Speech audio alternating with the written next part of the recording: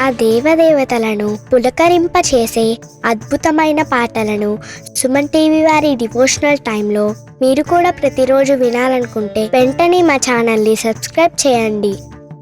మంచి ఉదయంతో రోజంతా సంతోషంగా ప్రశాంతంగా ఉండండి.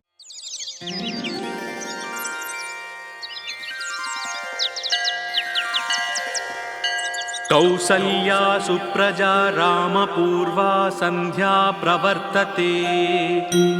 उत्तिष्ठ नरशार्दूला कर्तव्यं दैवमानिकम्। कौसल्या सुप्रजा रामपूर्वा सन्ध्या प्रवर्तते। उत्तिष्ठ नरशार्दूला कर्तव्यं दैवमानिकम्। उत्तिष्ठोत्तिष्ठ गोविन्द उत्तिष्ठ गरुडध्वज। उत्तिष्ठ कमलाकान्ता त्रैलोक्यं मङ्गलं कुरु। उत्तिष्ठोत्तिष्ठ गोविन्द उत्तिष्ठ गरुडध्वज। उत्तिष्ठ कमलाकान्ता त्रैलोक्यं मङ्गलं कुरु। मातः समस्त जगतां मधुकैटभारे वक्षो विहारिणि मनोहर दिव्यमूर्तेः। श्रीस्वामिनि श्रितजनप्रियदानशीले श्रीवेङ्कटेश दयिते तव सुप्रभातम्।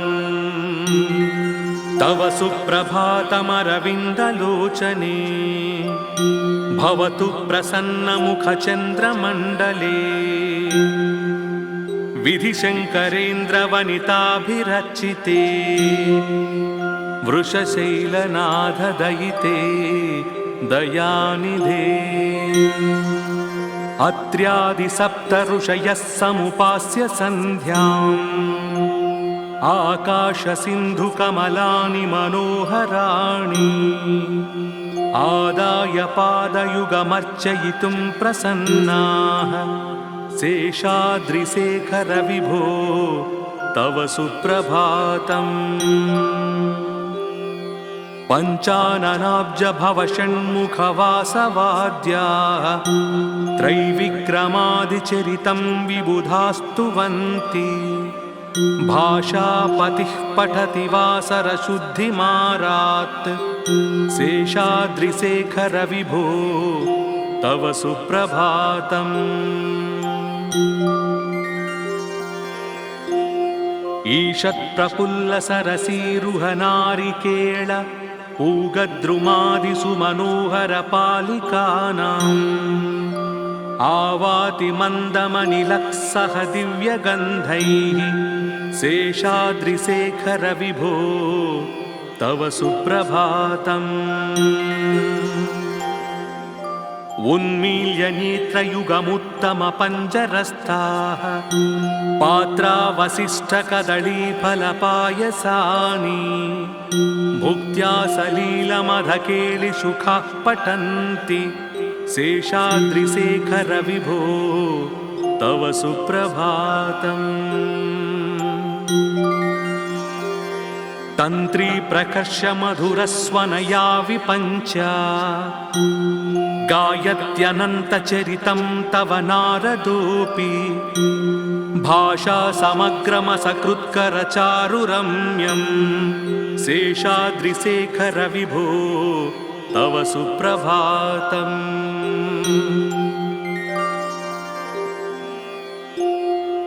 भृङ्गावळी च मकरन्दरसानुविद्ध झुङ्कारगीतनिनदैः स्पृहसेवनाय निर्यात्युपान्तसरसी कमलोदरेभ्यः शेषाद्रिशेखर विभो तव सुप्रभातम्।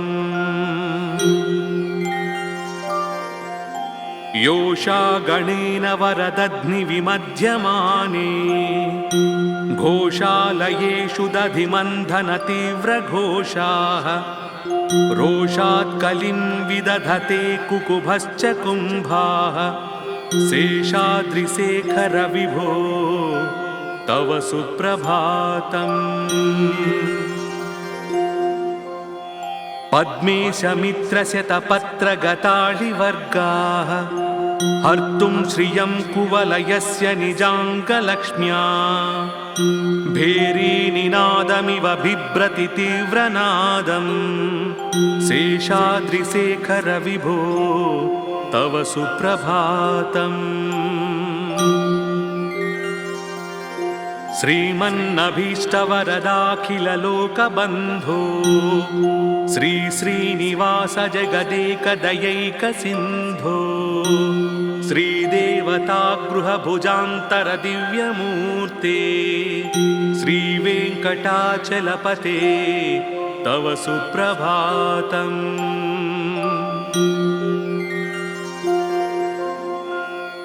श्रीस्वामी पुष्करिणिकाप्लवनिर्मलाङ्गाः श्रेयोर्धिनो हरिविरिञ्चि सनन्दनाद्याः द्वारे वसन्ति वरवेत्रहतोत्तमाङ्गाः श्रीवेङ्कटाचलपते तव सुप्रभातम्। श्रीशेषशैलगरुडाचलवेङ्कटाद्रिनारायणाद्रि वृषभाद्रिवृषाद्रिमुख्याम् आख्यां त्वदीयवसतेरनिशं वदन्ति श्रीवेङ्कटाचलपते तव सुप्रभातम्। सेवापराशिव सुरेश कृशानुधर्म रक्षोऽम्बुनाथ पवमान धनाधिनाथा बद्धाञ्जलिप्रविलसन्निज शीर्षदेशाः श्रीवेङ्कटाचलपते तव सुप्रभातम्। धाटीषु ते विहगराज मृगाधिराज नागाधिराज गजराज हयाधिराजाः स्वस्वाधिकारमहिमादिकमर्धयन्ते श्रीवेङ्कटाचलपते तव सुप्रभातम्।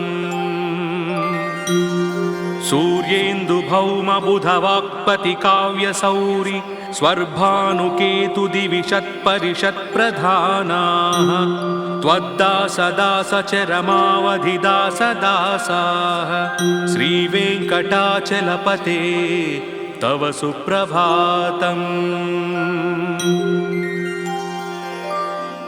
त्वत्पादधूलिभरितस्फुरितोत्तमाङ्गाः स्वर्गापवर्गनिरपेक्षनिजान्तरङ्गाः कल्पागमाकलनयाकुलतां लभन्ते श्रीवेङ्कटाचलपते तव सुप्रभातम्।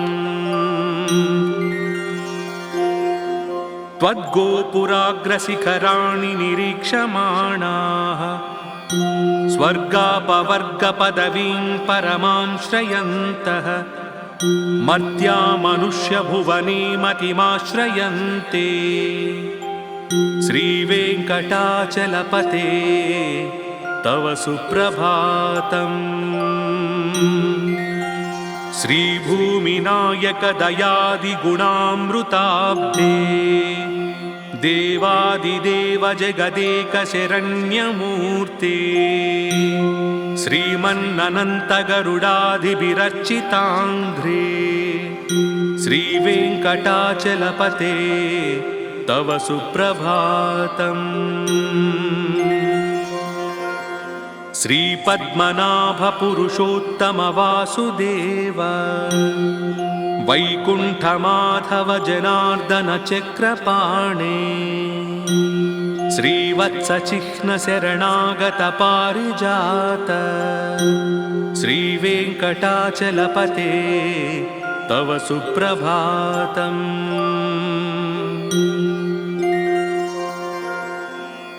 कन्दर्पदर्पहर सुन्दर दिव्यमूर्ते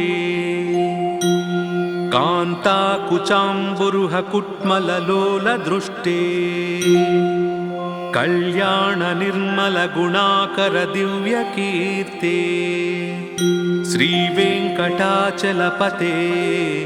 तव सुप्रभातम्। मीनाकृते कमठकोलनृसिंहवर्णिन् स्वामिन् परश्वध तपोधन रामचन्द्र शेषांस राम यदुनन्दन कल्किरूप श्रीवेङ्कटाचलपते तव सुप्रभातम्। येलालवङ्गघनसारसुगन्धितीर्थम् दिव्यं वियत्सरिति हेमघटेषु पूर्णम् धृत्वाद्यवैदिकशिखामणयः प्रहृष्टाः तिष्ठन्ति वेङ्कटपते तव सुप्रभातम्। भास्वानुदेति विकचानि सरोरुहाणि सम्पूरयन्ति निनदैः ककुभो विहङ्गाः श्रीवैष्णवात् सततमर्धितमङ्गलास्ते धामाश्रयन्ति तव वेङ्कटसुप्रभातम्। ब्रह्मादयः सुरवराः समहर्षयस्ते सन्तः सनन्दनमुखास्त्वधयोगिवर्याः धामान्तिके तव हि मङ्गलवस्तुहस्ताः श्रीवेङ्कटाचलपते तव सुप्रभातम्। लक्ष्मीनिवासनिरवद्य गुणैकसिन्धो संसारसागरसमुत्तरणैकसेतो वेदान्तवेद्य निजवैभवभक्तभोग्य श्रीवेङ्कटाचलपते तव सुप्रभातम्।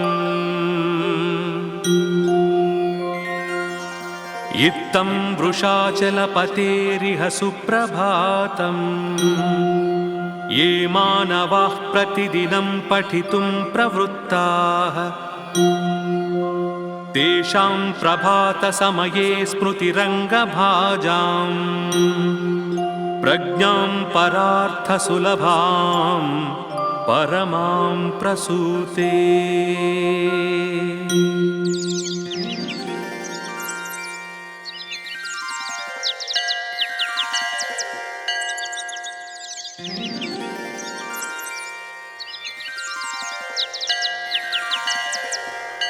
कौसल्या सुप्रजा रामपूर्वा सन्ध्या प्रवर्तते उत्तिष्ठ नरशार्दूला कर्तव्यं दैवमानिकम्। कौसल्या सुप्रजा रामपूर्वा सन्ध्या प्रवर्तते उत्तिष्ठ नरशार्दूला कर्तव्यं दैवमानिकम्। उत्तिष्ठोत्तिष्ठ गोविन्द उत्तिष्ठ गरुडध्वज उत्तिष्ठ कमलाकान्ता त्रैलोक्यं मङ्गलं कुरु। उत्तिष्ठोत्तिष्ठ गोविन्द उत्तिष्ठ गरुडध्वज उत्तिष्ठ कमलाकान्ता त्रैलोक्यं मङ्गलं कुरु। मातः समस्तजगतां मधुकैटभारे वक्षो विहारिणि मनोहर दिव्यमूर्तेः श्रीस्वामिनि श्रितजनप्रियदानशीले श्रीवेङ्कटेश दयिते तव सुप्रभातम्। तव सुप्रभातमरविन्दलोचने भवतु प्रसन्नमुखचन्द्रमण्डले विधिशङ्करेन्द्रवनिताभिरचिते वृषशैलनाथदयिते दयानिधे। अत्र्यादिसप्तऋषयः समुपास्य सन्ध्याम् आकाशसिन्धुकमलानि मनोहराणि आदाय पादयुगमर्चयितुं प्रसन्नाः शेषाद्रिशेखर विभो तव सुप्रभातम्। पञ्चाननाब्जभवषण्मुखवासवाद्याः त्रैविक्रमादिचरितं विबुधास्तुवन्ति भाषापतिः पठति वासरशुद्धिमारात् शेषाद्रिशेखर विभो तव सुप्रभातम्।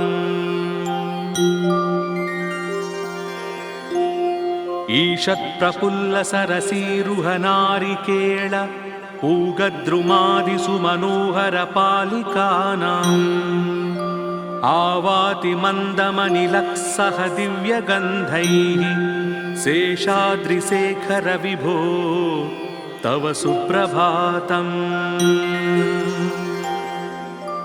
उन्मील्य नेत्रयुगमुत्तमपञ्जरस्थाः पात्रावसिष्ठकदळीफलपायसानि भुक्त्या सलीलमधकेलिसुखाः पठन्ति शेषाद्रिशेखर विभो तव सुप्रभातम्। तन्त्री प्रकर्ष मधुरस्वनया विपञ्च गायत्यनन्तचरितं तव नारदोऽपि भाषा समग्रमसकृत्करचारुरम्यं शेषाद्रिशेखर विभो तव सुप्रभातम्।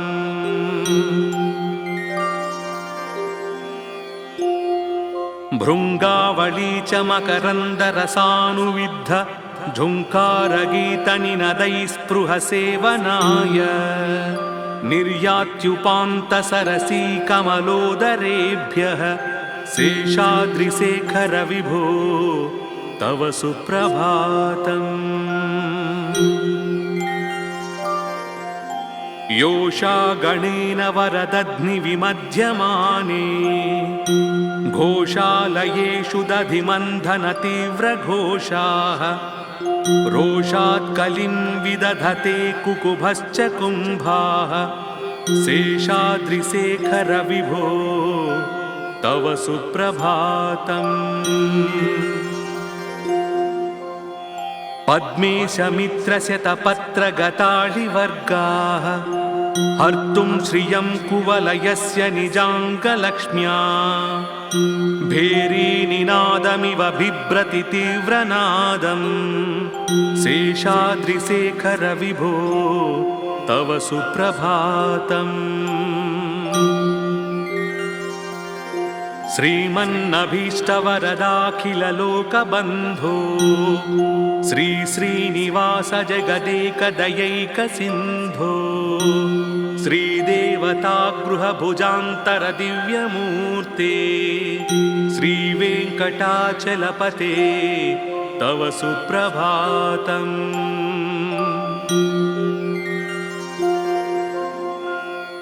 श्रीस्वामी पुष्करिणिकाप्लवनिर्मलाङ्गाः श्रेयोर्धिनो हरिविरिञ्चि सनन्दनाद्याः द्वारे वसन्ति वरवेत्रहतोत्तमाङ्गाः श्रीवेङ्कटाचलपते तव सुप्रभातम्।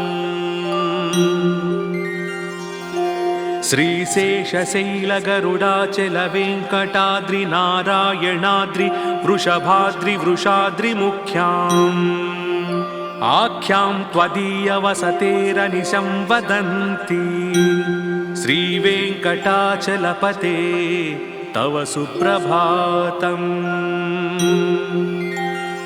सेवापरा शिव सुरेश कृशानुधर्म रक्षोऽम्बुनाथ पवमान धनाधिनाथा बद्धाञ्जलिप्रविलसन्निज शीर्षदेशाः श्रीवेङ्कटाचलपते तव सुप्रभातम्।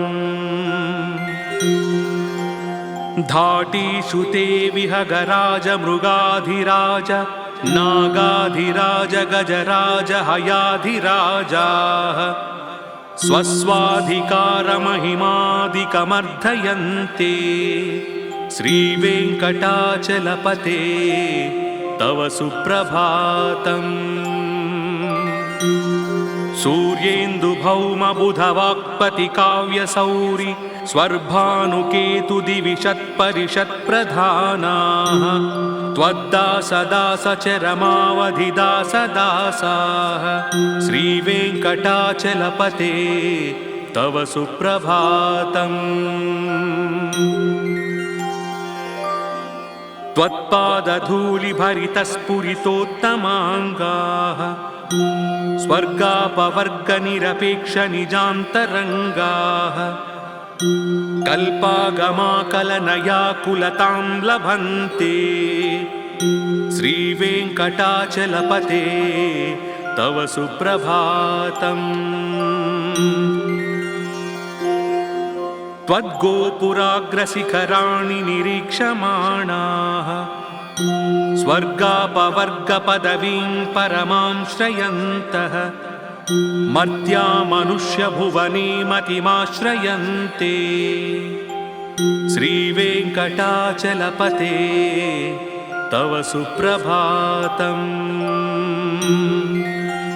श्रीभूमिनायकदयादिगुणामृताब्धे देवादिदेव जगदेकशरण्यमूर्ते श्रीमन्ननन्तगरुडाधिभिरर्चिताङ्घ्रे श्रीवेङ्कटाचलपते तव सुप्रभातम्।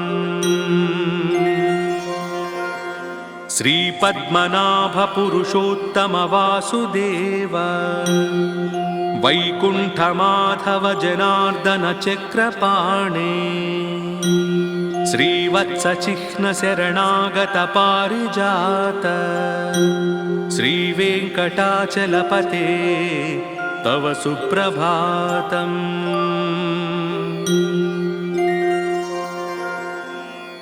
कन्दर्पदर्पहर सुन्दर दिव्यमूर्ते कान्ताकुचाम्बुरुह कुट्मललोलदृष्टे कल्याण निर्मल गुणाकर दिव्यकीर्ते श्रीवेङ्कटाचलपते तव सुप्रभातम्।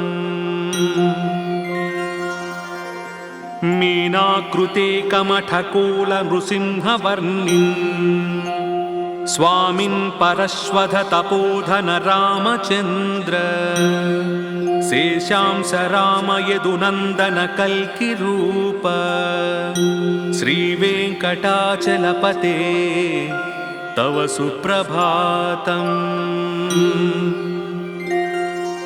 येलालवङ्गघनसार सुगन्धितीर्थम् दिव्यं वियत्सरिति हेमघटेषु पूर्णम् धृत्वाद्यवैदिकशिखामणयः प्रहृष्टाः तिष्ठन्ति वेङ्कटपते तव सुप्रभातम्। भास्वानुदेति विकचानि सरोरुहाणि सम्पूरयन्ति निनदैः ककुभो विहङ्गाः श्रीवैष्णवात् सततमर्धितमङ्गलास्ते धामाश्रयन्ति तव वेङ्कटसुप्रभातम्।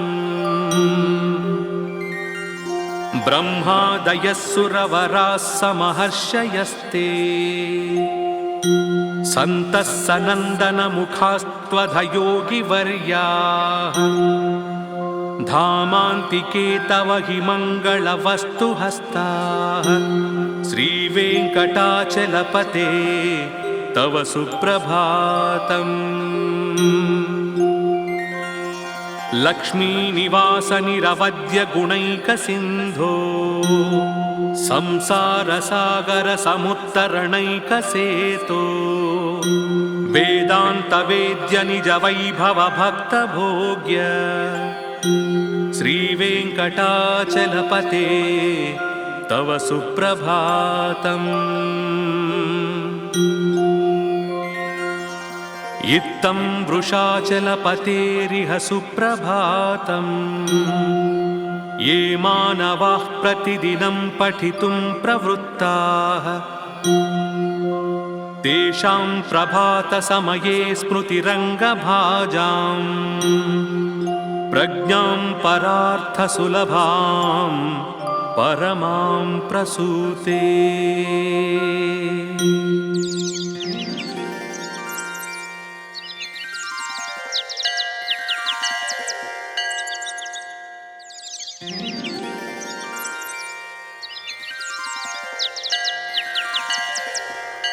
कौसल्या सुप्रजा रामपूर्वा सन्ध्या प्रवर्तते। उत्तिष्ठ नरशार्दूला कर्तव्यं दैवमानिकम्। कौसल्या सुप्रजा रामपूर्वा सन्ध्या प्रवर्तते। उत्तिष्ठ नरशार्दूला कर्तव्यं दैवमानिकम्। उत्तिष्ठोत्तिष्ठ गोविन्द उत्तिष्ठ गरुडध्वज। उत्तिष्ठ कमलाकान्ता त्रैलोक्यं मङ्गलं कुरु। उत्तिष्ठोत्तिष्ठ गोविन्द उत्तिष्ठ गरुडध्वज। उत्तिष्ठ कमलाकान्ता त्रैलोक्यं मङ्गलं कुरु। मातः समस्तजगतां मधुकैटभारे।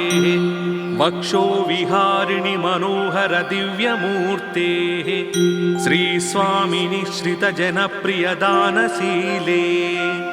श्रीवेङ्कटेश दयिते तव सुप्रभातम्।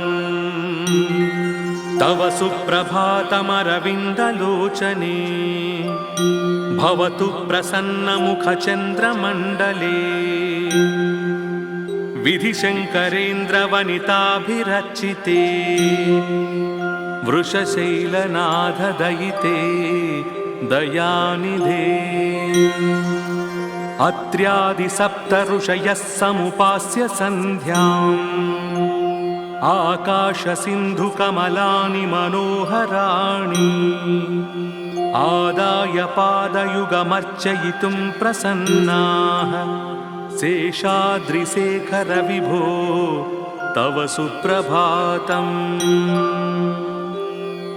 पञ्चाननाब्जभवषण्मुखवासवाद्याः त्रैविक्रमादिचरितं विबुधास्तुवन्ति।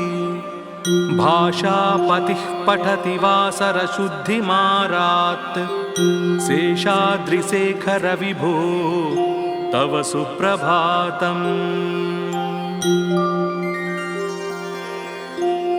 ईषत्प्रफुल्लसरसीरुहनारिकेळ पूगद्रुमादिषु मनोहरपालिकानाम्। आवाति मन्दमनिलक्सह दिव्यगन्धैः। शेषाद्रिशेखर विभो तव सुप्रभातम्। उन्मील्य नेत्रयुगमुत्तमपञ्जरस्थाः पात्रावसिष्ठकदळीफलपायसानि। भुक्त्या सलीलमधकेलिसुखाः पठन्ति। शेषाद्रिशेखर विभो तव सुप्रभातम्। तन्त्री प्रकर्ष मधुरस्वनया विपञ्च। गायत्यनन्तचरितं तव नारदोऽपि।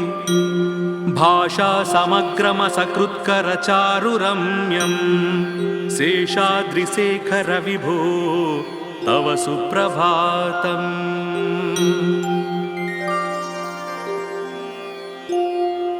भृङ्गावळी च मकरन्दरसानुविद्ध झुङ्कारगीतनिनदैः स्पृहसेवनाय।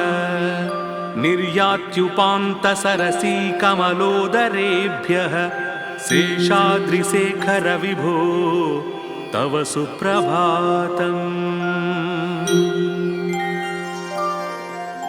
योषा गणेन वरदध्निविमध्यमाने।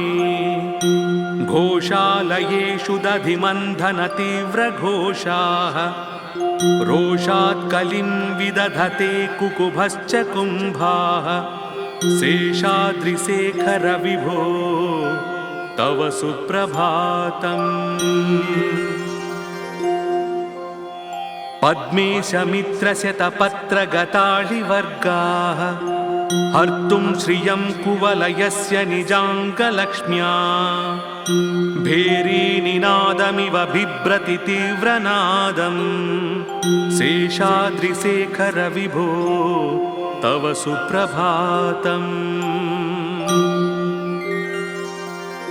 श्रीमन्नभीष्टवरदाखिललोकबन्धो श्री श्रीनिवास जगदेकदयैकसिन्धो श्रीदेवतागृहभुजान्तर दिव्यमूर्ते श्रीवेङ्कटाचलपते तव सुप्रभातम्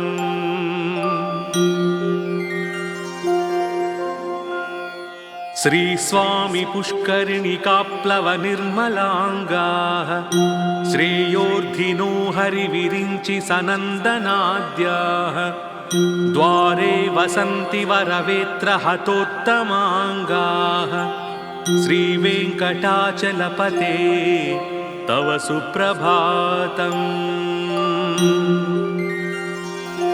श्रीशेषशैलगरुडाचलवेङ्कटाद्रिनारायणाद्रि वृषभाद्रि वृषाद्रिमुख्याम् आख्यां त्वदीयवसतेरनिशं वदन्ति श्रीवेङ्कटाचलपते तव सुप्रभातम्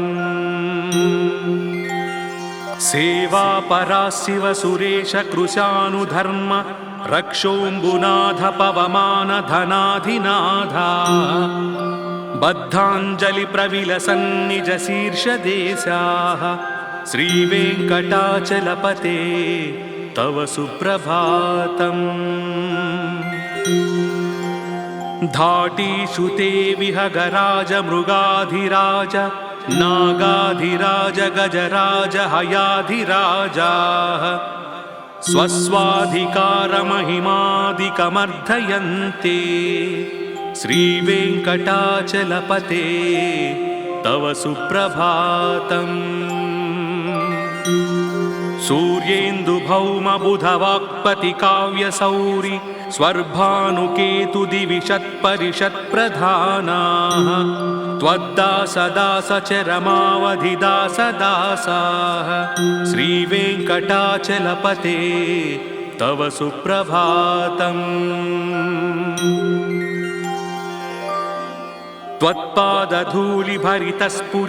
त्वत्पादधूलिभरितस्फुरितोत्तमाङ्गाः स्वर्गापवर्गनिरपेक्षनिजान्तरङ्गाः कल्पागमाकलनयाकुलतां लभन्ते श्रीवेङ्कटाचलपते तव सुप्रभातम् त्वद्गोपुराग्रशिखराणि निरीक्षमाणाः स्वर्गापवर्गपदवीं परमां श्रयन्तः मर्त्या मनुष्यभुवने मतिमाश्रयन्ते श्रीवेङ्कटाचलपते तव सुप्रभातम् श्रीभूमिनायकदयादिगुणामृताब्धे देवादिदेव जगदेकशरण्यमूर्ते श्रीमन्ननन्तगरुडाधिभिरर्चिताङ्घ्रे श्रीवेङ्कटाचलपते तव सुप्रभातम् श्रीपद्मनाभपुरुषोत्तमवासुदेव वैकुण्ठमाधव जनार्दन चक्रपाणे श्रीवत्सचिह्नशरणागत पारिजात श्रीवेङ्कटाचलपते तव सुप्रभातम्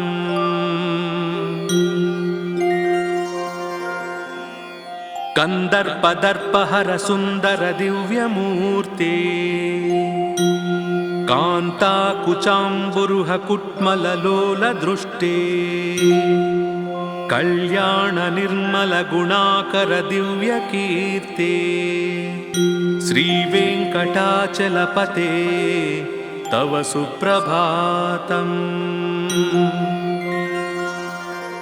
मीनाकृते कमठकोलनृसिंहवर्णिन् स्वामिन् परश्वध तपोधन रामचन्द्र शेषांस राम यदुनन्दन कल्किरूप श्रीवेङ्कटाचलपते तव सुप्रभातम्। येलालवङ्गघनसारसुगन्धितीर्थम् दिव्यं वियत्सरिति हेमघटेषु पूर्णम् धृत्वाद्यवैदिकशिखामणयः प्रहृष्टाः तिष्ठन्ति वेङ्कटपते तव सुप्रभातम्। भास्वानुदेति विकचानि सरोरुहाणि सम्पूरयन्ति निनदैः ककुभो विहङ्गाः श्रीवैष्णवात् सततमर्धितमङ्गलास्ते धामाश्रयन्ति तव वेङ्कटसुप्रभातम्। ब्रह्मादयः सुरवराः समहर्षयस्ते सन्तः सनन्दनमुखास्त्वधयोगिवर्याः धामान्तिके तव हि मङ्गलवस्तुहस्ताः श्रीवेङ्कटाचलपते तव सुप्रभातम्। लक्ष्मीनिवासनिरवद्यगुणैकसिन्धो संसारसागरसमुत्तरणैकसेतो वेदान्तवेद्य निजवैभवभक्तभोग्य श्रीवेङ्कटाचलपते तव सुप्रभातम्। इत्थं वृषाचलपतेरिह सुप्रभातम्। ये मानवाः प्रतिदिनं पठितुं प्रवृत्ताः तेषां प्रभातसमये स्मृतिरङ्गभाजाम् प्रज्ञां परार्थसुलभां परमां प्रसूते।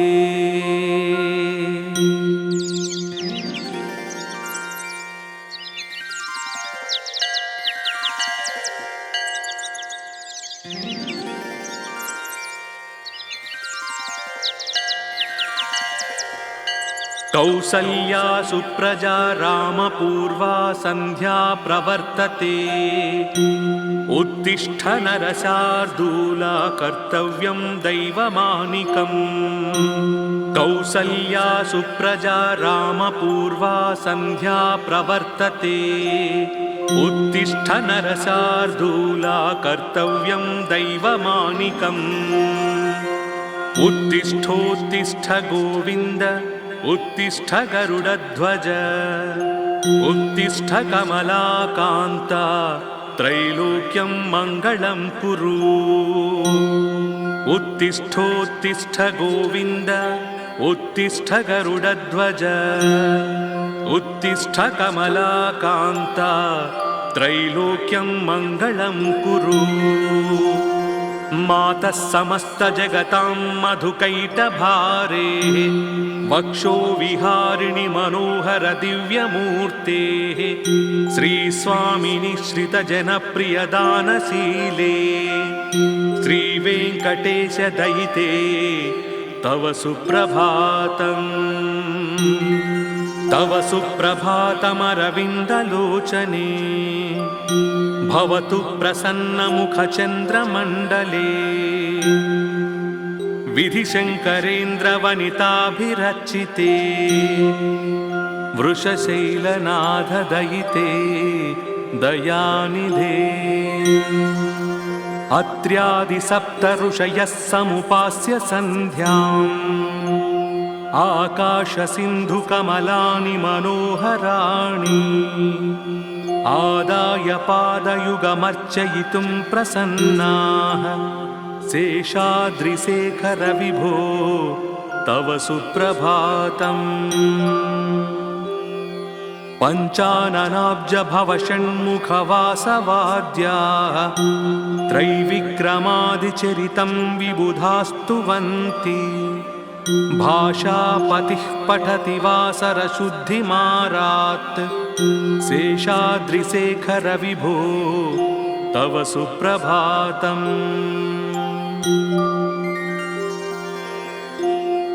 ईषत्प्रफुल्लसरसीरुहनारिकेळ पूगद्रुमादिसुमनोहरपालिकानाम् आवाति मन्दमनिलक्सह दिव्यगन्धैः शेषाद्रिशेखर विभो तव सुप्रभातम्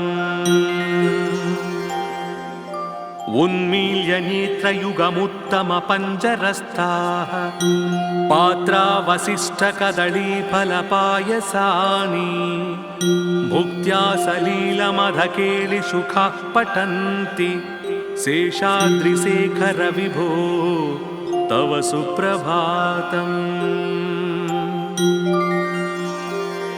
तन्त्री प्रकर्ष मधुरस्वनया विपञ्च गायत्यनन्तचरितं तव नारदोऽपि भाषा समग्रमसकृत्करचारुरम्यं शेषाद्रिशेखर विभो तव सुप्रभातम्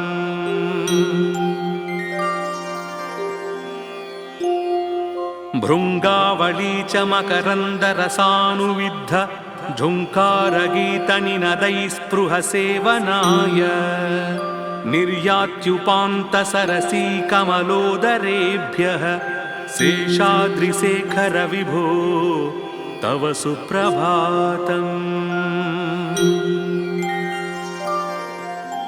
योषा गणेन वरदध्निविमध्यमाने घोषालयेषु दधिमन्थनतीव्रघोषाः रोषात् कलिं विदधते कुकुभश्च कुम्भाः शेषाद्रिशेखर विभो तव सुप्रभातम् पद्मेशमित्रशतपत्रगताळिवर्गाः हर्तुं श्रियं कुवलयस्य निजाङ्गलक्ष्म्या भेरीनिनादमिव बिभ्रति तीव्रनादम् शेषाद्रिशेखर विभो तव सुप्रभातम् श्रीमन्नभीष्टवरदाखिललोकबन्धो श्री श्रीनिवास जगदेकदयैकसिन्धो श्रीदेवतागृहभुजान्तरदिव्यमूर्ते श्रीवेङ्कटाचलपते तव सुप्रभातम्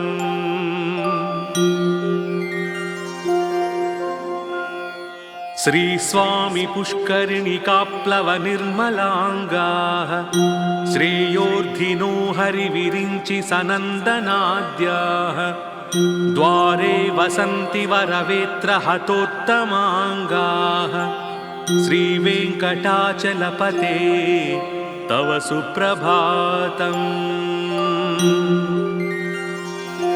श्रीशेषशैलगरुडाचलवेङ्कटाद्रिनारायणाद्रि वृषभाद्रिवृषाद्रिमुख्याम् आख्यां त्वदीयवसतेरनिशं वदन्ति श्रीवेङ्कटाचलपते तव सुप्रभातम् सेवापरा शिव सुरेश कृशानुधर्म रक्षोऽम्बुनाथ पवमान धनाधिनाथा बद्धाञ्जलिप्रविलसन्निज शीर्षदेशाः श्रीवेङ्कटाचलपते तव सुप्रभातम् धाटीषु ते विहगराज मृगाधिराज नागाधिराज गजराज हयाधिराजाः स्वस्वाधिकारमहिमादिकमर्धयन्ते श्रीवेङ्कटाचलपते तव सुप्रभातम् सूर्येन्दुभौमबुधवाक्पतिकाव्यसौरि स्वर्भानुकेतुदिविषत्परिषत्प्रधानाः त्वद्दासदासचरमावधिदासदासाः श्रीवेङ्कटाचलपते तव सुप्रभातम्। त्वत्पादधूलिभरितस्फुरितोत्तमाङ्गाः स्वर्गापवर्गनिरपेक्षनिजान्तरङ्गाः कल्पागमाकलनयाकुलतां लभन्ते श्रीवेङ्कटाचलपते तव सुप्रभातम्। त्वद्गोपुराग्रशिखराणि निरीक्षमाणाः स्वर्गापवर्गपदवीं परमां श्रयन्तः मर्त्या मनुष्यभुवने मतिमाश्रयन्ते श्रीवेङ्कटाचलपते तव सुप्रभातम्। श्रीभूमिनायकदयादिगुणामृताब्धे देवादिदेव जगदेकशरण्यमूर्ते श्रीमन्ननन्तगरुडाधिभिरर्चिताङ्घ्रे श्रीवेङ्कटाचलपते तव सुप्रभातम्। श्रीपद्मनाभपुरुषोत्तमवासुदेव वैकुण्ठमाधव जनार्दन चक्रपाणे श्रीवत्सचिह्नशरणागत पारिजात श्रीवेङ्कटाचलपते तव सुप्रभातम्।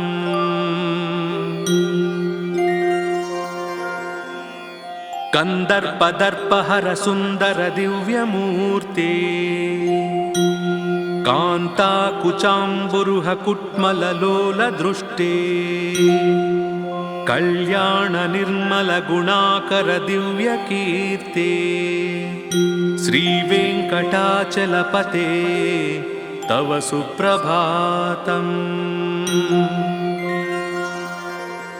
मीनाकृते कमठकोलनृसिंहवर्णिन् स्वामिन् परश्वध तपोधन रामचन्द्र शेषांश राम यदुनन्दन कल्किरूप श्रीवेङ्कटाचलपते तव सुप्रभातम्। येलालवङ्गघनसारसुगन्धितीर्थम् दिव्यं वियत्सरिति हेमघटेषु पूर्णम् धृत्वाद्यवैदिकशिखामणयः प्रहृष्टाः तिष्ठन्ति वेङ्कटपते तव सुप्रभातम्। भास्वानुदेति विकचानि सरोरुहाणि सम्पूरयन्ति निनदैः ककुभो विहङ्गाः श्रीवैष्णवात् सततमर्धितमङ्गलास्ते धामाश्रयन्ति तव वेङ्कटसुप्रभातम्। ब्रह्मादयः सुरवराः समहर्षयस्ते सन्तः सनन्दनमुखास्त्वधयोगिवर्याः धामान्तिके तव हि मङ्गलवस्तुहस्ताः श्रीवेङ्कटाचलपते तव सुप्रभातम्। लक्ष्मीनिवास निरवध्य गुणैकसिन्धो संसारसागर समुत्तरणैकसेतो वेदान्तवेद्य निज वैभव भक्तभोग्य श्रीवेङ्कटाचलपते तव सुप्रभातम्।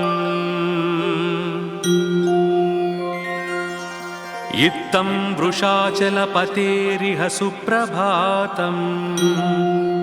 ये मानवाः प्रतिदिनं पठितुं प्रवृत्ताः तेषां प्रभातसमये स्मृतिरङ्गभाजाम् प्रज्ञां परार्थसुलभां परमां प्रसूते।